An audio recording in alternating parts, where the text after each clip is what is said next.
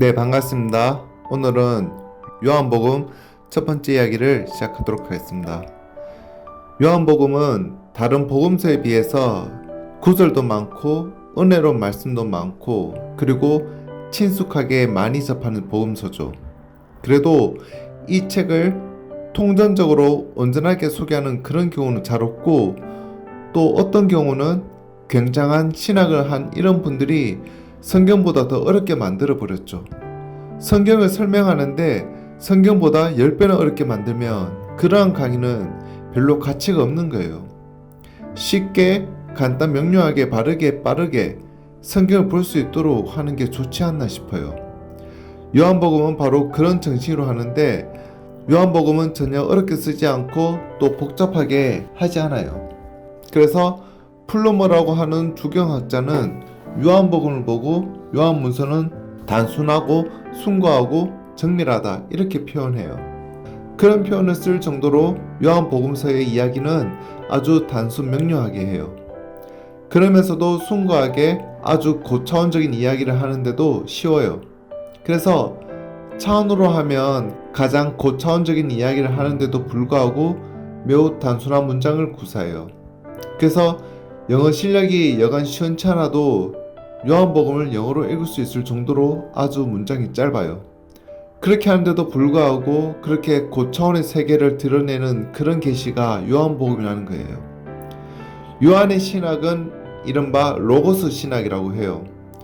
태초에 로고스가 계시니라. 이 로고스를 말씀으로 번역했어요. 말씀이라는 것은 소리에 의미가 담겼을 때 말씀이라고 해요. 의미가 없으면 소리가 되고 의미가 담기면 말씀이 돼요. 그러니까 말도 안 되는 소리 하지 마라 그런 말 하죠. 의미가 없으니까 말도 안 되는 소리 하지 마라 이런 말을 하는데, 말씀이라는 것은 소리에 의미가 담겨 있을 때 말씀이 되는데, 이 말씀이 바로 하나님과 함께 있었고 이 말씀은 바로 하나님이시다 이렇게 시작이 돼요. 그래서 요한 신학을 로고스 신학이라, 하나님 말씀의 신학이라고 해요. 두 번째 요한은 신학은 사랑의 신학이에요. 믿음의 신학, 소망의 신학 다 좋은데 그 중에 제일은 사랑이죠. 신학은 사랑하기다 라고 할 정도예요. 그 다음에 요한 신학은 예수님의 신성을 강조하는 신학이에요. 예수님의 인성을 강조하는 이야기는 우리가 다른 복음서에 다 있는데 예수님을 하나님으로 소개하려고 해요. 그래서 요한 신학의 방향은 모든 것을 초월하시는 예수님의 정체와 예수님의 사랑을 보여주고, 또 결코 회복에 믿지 않는 12사도 중에 있는데 그 사람 바로 토마스예요. 도마죠. 도마라는 제자는 회복에 믿습니다 잘 안 하는 사람이에요. 아주 신실한 사람이고 아주 정확해야 믿는 그런 성품의 소유자가 도마인데, 절대 회복에 믿지 않는 도마 입에서 예수님을 향한 고백은 나의 주, 나의 하나님이시다. 그런 고백까지 이야기를 끌어가는 거예요. 요한은 예수님을 소개할 때 위에서부터 오신 분, 아버지가 보내셔서 오신 분, 이렇게 해서 오신 분이다.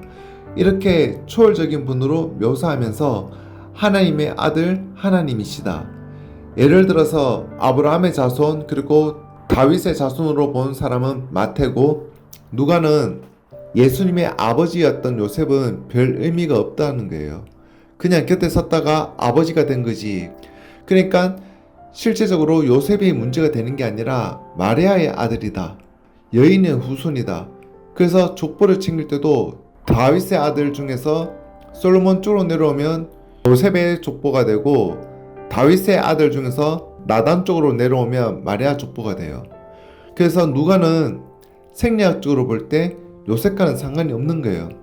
성령으로 마리아를 통해서 탄생했다 해서 여인의 후손이다. 누가는 이런 관점에서 쓰고 있어요.